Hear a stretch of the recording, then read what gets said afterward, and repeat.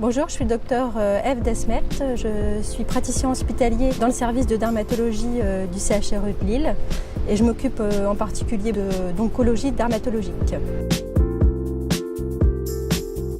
Alors, il y a plusieurs types de cancers de la peau.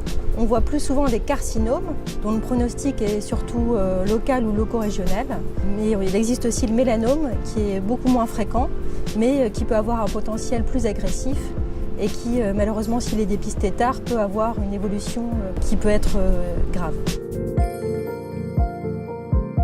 Alors, le mélanome, c'est une tumeur cutanée qui se développe à partir des mélanocytes, les cellules qui font la pigmentation de la peau. C'est des lésions qui sont souvent pigmentées, qui peuvent se développer à partir d'un grain de beauté, mais le plus souvent qui apparaissent de novo. C'est pas toujours un grain de beauté qui se transforme. La plupart des mélanomes peuvent être facilement dépistés avec les critères A, B, C, D, E. A, c'est asymétrie. B, bordure irrégulière. C, couleur inhomogène.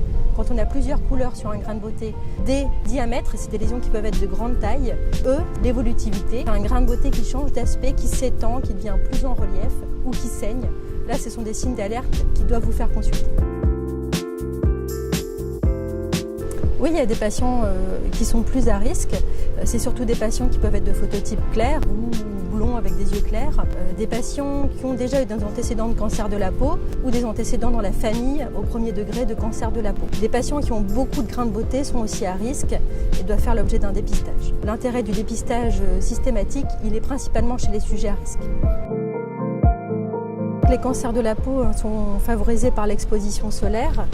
Et pour le mélanome, c'est principalement les antécédents de coups de soleil, qui peuvent être même dans l'enfance. Donc bien sûr, il faut adopter une bonne protection solaire, une bonne prévention solaire, avec des règles de base, ne pas s'exposer bien sûr entre midi et 16 heures. Il faut surtout mettre un écran solaire pour les personnes à risque et renouveler cette application toutes les 2 heures.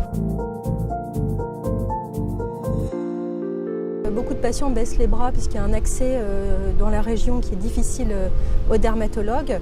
Mais bien sûr, tous les patients qui sont en suspicion de cancer cutané seront vus rapidement.